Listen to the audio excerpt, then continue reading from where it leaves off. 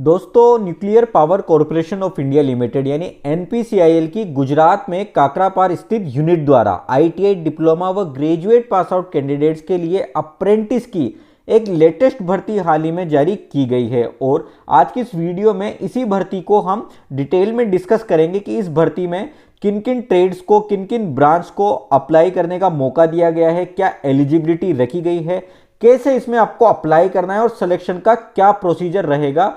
सारी जानकारी आज की इस वीडियो में आपको मिलने वाली है। वीडियो शुरू करने से पहले आप सभी को बता दूं, nuclear power corporation of India limited Bharat सरकार का एक उद्यम है जिसका कार्य भारत में अलग अलग स्थानों पर न्यूक्लियर पावर के माध्यम से विद्युत ऊर्जा या अन्य प्रकार का पावर उत्पादन, पावर जनरेशन करना है। तो आज की वीडियो में हम बात करने वाले हैं काकरापार गुजरात स्थित साइट की। यहां पर अप्रेंटिस की जो भर्ती निकाली गई है, इसमें अप्लाई करने के लिए आपको 21 जनवरी 2025 लास्ट डेट दी गई है।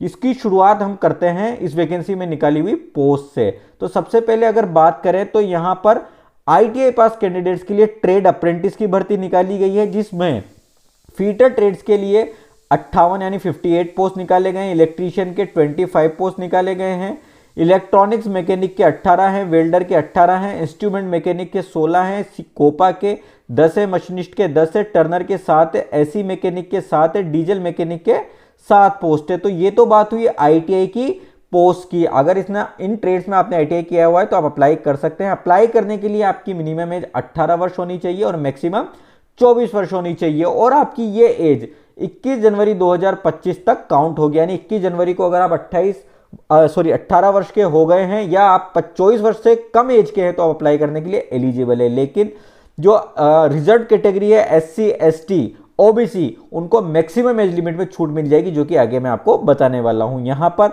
अगर आपकी आईटीआई की ट्रेड 1 वर्षीय है तो आपको 7,700 रुपए पर मंथ स्टाइपेंड मिलेगा सिलेक्शन होने के बाद। और अगर आपकी आईटीआई की ट्रेड जैसे कि इलेक्ट्रीशियन, फीटर, जो कि 2 साल की ट्रेड होती है और आपकी 2 साल की ट्रेड है तो आपको 8,050 रुपए पर मंथ स्टाइपेंड मिलेगा। यहां पर अप्रेंटिस का मौका आपको 1 वर्ष तक दिया जाएगा। अब बात करते हैं डिप्लोमा पास आउट के लिए। डिप्लोमा पास आउट के लिए केमिकल ब्रांच से अगर आपने डिप्लोमा किया हुआ है तो 13 पोस्ट है, सिविल के लिए 8 है, मैकेनिकल के लिए 6 है, इलेक्ट्रॉनिक्स के लिए 2 है, इंस्ट्रूमेंटेशन के लिए 2 है, इलेक्ट्रिकल के लिए 1 पोस्ट है। यहां पर आपका सिलेक्शन होने के बाद आपको 8,000 रुपए पर मंथ स्टाइपेंड मिलेगा। और जो आपकी एज क्राइटेरिया है वो सेम आईटीआई वालों के अकॉर्डिंग रहने वाला है। ग्रेजुएट अप्रेंटिस के लिए यहां पर केमिकल के 19 पोस्ट निकाले गए हैं, सिविल के 10 पोस्ट हैं, मैकेनिकल के 9 हैं, इलेक्ट्रिकल के 7 हैं, इंस्ट्रूमेंटेशन के 6 हैं, इलेक्ट्रॉनिक्स के 6 हैं, इंस्ट्रूमेंटेशन के 5 है, बीएससी फिजिक्स से अगर आपने किया हुआ है तो 4 हैं, बीएससी केमिस्ट्री के लिए 2 हैं, ह्यूमन रिसोर्स के लिए 5 है, कॉन्ट्रैक्टर मटेरियल मैनेजमेंट के लिए 5 है, फाइनेंस एंड अकाउंट के लिए 4 है। यहां पर सेलेक्ट होने के बाद आपको 9,000 रुपए पर मंथ स्टाइपेंड मिलेगा और मैक्सिमम एज लिमिट 24 और मिनिमम एज लिमिट 18 वर्ष रखी गई है। इन पोस्टों को आप अलग अलग category wise SC, ST, general, OBC, आप यहां पर इसका डिवाइडेशन इस नोटिफिकेशन में चेकआउट कर सकते हैं। ये नोटिफिकेशन आप हमारे टेलीग्राम ग्रुप से भी डाउनलोड कर सकते हैं, जिसका लिंक इस वीडियो के डिस्क्रिप्शन में आपको मिल जाएगा। तो दोस्तों, शैक्षणिक योग्यता की अगर बात करें, जो आईटीआई वाली पोस्ट है उसमें अप्लाई करने के लिए आपकी आईटीआई संबंधित ट्रेड में पास आउट होनी चाहिए। अगर आपकी आईटीआई पूरी नहीं है तो अप्लाई नहीं कर सकते। वहीं डिप्लोमा पास आउट पोस्ट में अप्लाई करने के लिए आपका डिप्लोमा इन संबंधित ब्रांच में कंप्लीट होना चाहिए और डिप्लोमा आपने जो किया हुआ हो वो किसी भी सेंट्रल या स्टेट गवर्नमेंट के पॉलिटेक्निक कॉलेज से आपने डिप्लोमा पास आउट किया हुआ हो। अब बात करें ग्रेजुएट पास आउट पोस्ट की, तो इसमें अप्लाई करने के लिए जो ऊपर वाली पोस्ट है, इनमें अप्लाई करने के लिए आपको किसी भी एआईसीटी या यूजीसी या स्टेट गवर्नमेंट, सेंट्रल गवर्नमेंट से मान्यता प्राप्त कॉलेज से आपने बीटेक या फिर बीई की हुई हो।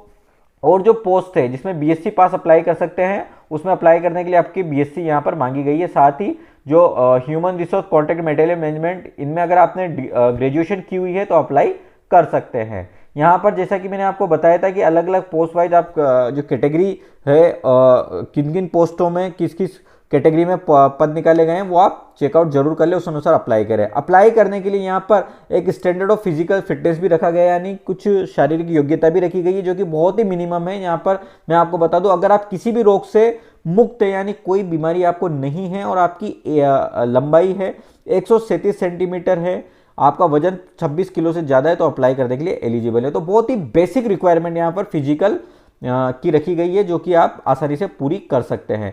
प्रशिक्षण का स्थान, यानी अगर आपका सिलेक्शन होता है तो आपको जो लोकेशन है काकरापार की, जो कि मैं आपको बता देता हूँ, nuclear power corporation of India limited, Kakrapar Gujarat site, post office है अनुमाला, डिस्ट्रिक्ट तापी गुजरात। यहाँ पर आपकी 1 वर्ष की अप्रेंटिस की ट्रेनिंग होगी। 1 वर्ष की अप्रेंटिस की ट्रेनिंग के बाद जो आपको प्रमाण पत्र भी मिलेगा अप्रेंटिस का, और साथ ही आपको जो पर मंथ स्टाइपेंड है वो भी मिलने वाला है।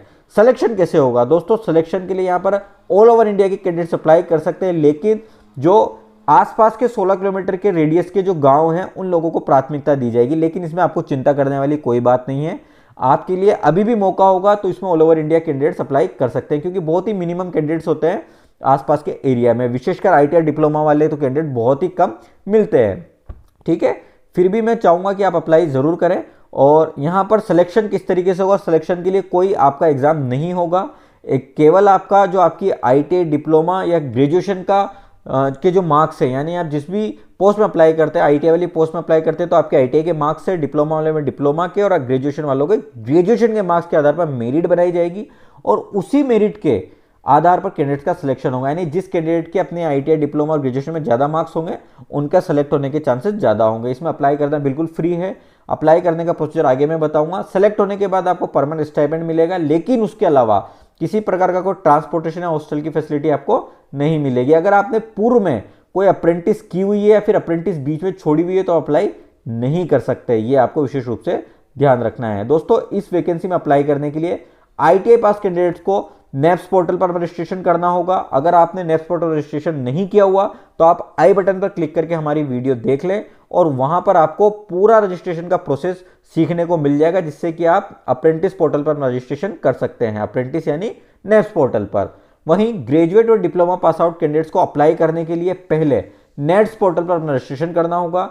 इस पर रजिस्ट्रेशन करने के बाद ही आप इस वैकेंसी में अप्लाई कर सकते हैं। अप्लाई करने का प्रोसीजर ऑफलाइन है। दोस्तों, सबसे पहले आपको जो वैकेंसी के लिए अप्लाई करने के लिए जो आवेदन प्रपत्र यानी एप्लीकेशन फॉर्म है वो डाउनलोड करना होगा। ये भी आपको हमारे टेलीग्राम ग्रुप से मिल जाएगा।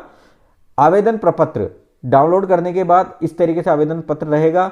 यहाँ पर आपको सबसे पहले इसकी प्रिंट आउट निकलवा लेनी है, और यहाँ पर आपका सबसे पहले फोटो आपको लगाना होगा। आपको पासपोर्ट साइज का जो फोटो लगाना है वो आपको बिल्कुल न्यू फोटो यहाँ पर लगवाना है। ऊपर की ओर आपको सबसे पहले ये डालना है कि आप किस पोस्ट में अप्लाई करना चाहते हैं। ठीक है, यानी आप ट्रेड अप्रेंटिस में अप्लाई करना चाहते हैं, डिप्लोमा ग्रेजुएट, वो आपको लिख देना है। आपको ये पेन से भरना है और कैपिटल लेटर्स में आपको भरना है। आवेदित ट्रेड संकाय का नाम आपको, आप जिस भी ट्रेड पोस्ट ब्रांच में अप्लाई करना चाहते हैं वो यहाँ पर डाल देना है। उम्मीदवार के नाम में आपको आपका नाम डालना है।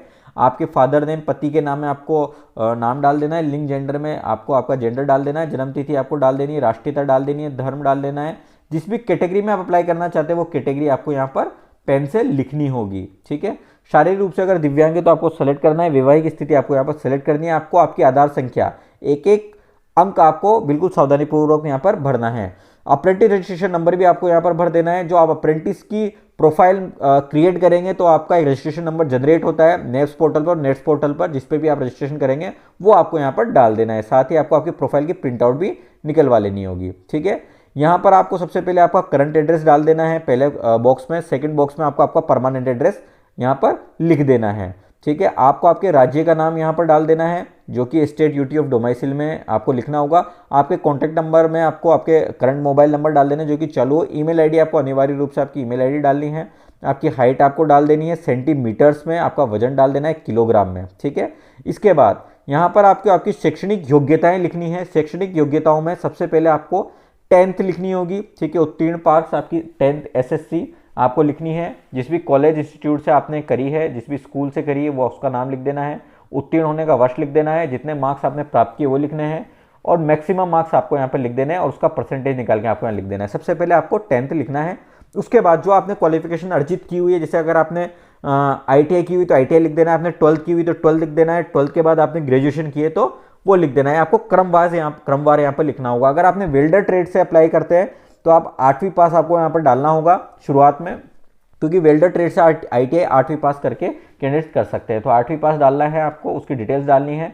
उसके बाद आपको वेल्डर ट्रेड की से जो ITI की उसकी डिटेल्स डाल देनी है। दोस्तों, यहाँ पर ये फॉर्म आपको भर देना है। फॉर्म भरने के बाद आपको क्या करना है कि इसको जो यहाँ पर एड्रेस दिया हुआ है, ये एड्रेस है यहाँ पर काकरापार गुजरात स्थल अनुमाला post office PO box number दिया हुआ है, आपकी तहसील जिला सब यहाँ पर आपको एक एनवलप पर लिखकर और ये फॉर्म वहाँ पर कुरियर या पोस्ट कर देना है। जितना जल्दी आप पहुँचा सकते हैं पहुँचा देना है, जो कि 21 जनवरी 2025 से पहले आपको पहुँचाना है। साथ ही जिस भी पोस्ट पर अप्लाई करना चाहते हैं वो भी आपको एनवलप से के ऊपर लिख देना है यहाँ पर।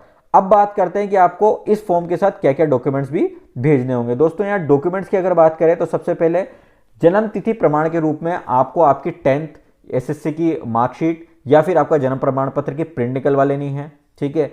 उसके बाद आपकी शैक्षणिक योग्यता में जो भी आप भी क्वालिफिकेशन के आधार पर आप अप्लाई करना चाहते हैं, अगर आप 10+ ITI के आधार पर अप्लाई करना चाहते हैं तो 10th की मार्कशीट की प्रिंट आउट आपको ले लेनी है, ITI की प्रिंट आउट ले लेनी है। आप अगर ग्रेजुएशन के लिए अप्लाई करना चाहते हैं तो आपको ग्रेजुएशन की प्रिंट आउट, 10th 12 की प्रिंट आउट आपको निकलवा लेनी है, ठीक है। इसके बाद अगर आपने कोई अनुभव प्रमाण पत्र लगाना है तो वो भी आपको प्रिंट कर लेना है।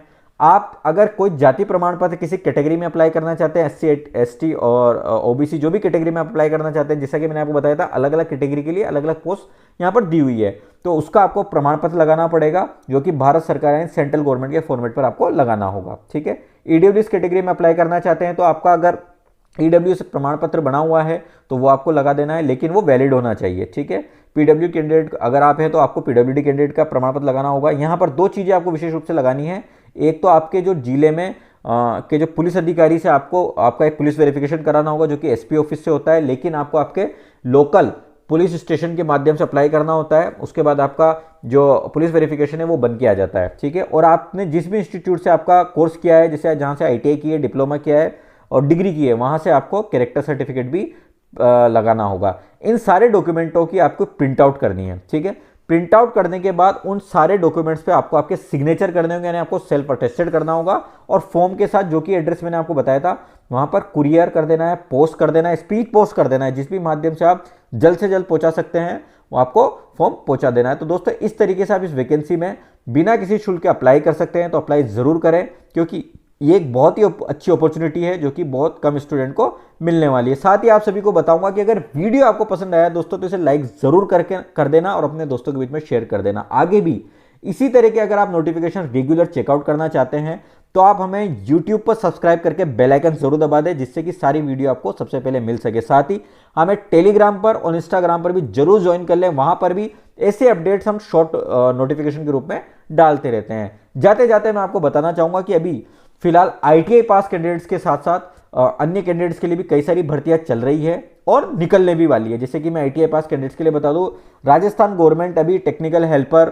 की भर्ती निकालने वाली है। आर्मी DGEME जो कि आर्मी की यूनिट होती है, वहां पे भी ITI पास, 10th पास और 12th पास के लिए परमानेंट भर्ती निकलने वाली है, ठीक है। तो इन भर्तियों की जानकारी भी आप हमारे YouTube चैनल पर ले सकते हैं और अप्लाई भी कर सकते हैं और इनकी तैयारी स्टार्ट कर सकते हैं। तो दोस्तों मिलते हैं अगली वीडियो में, टेक केयर।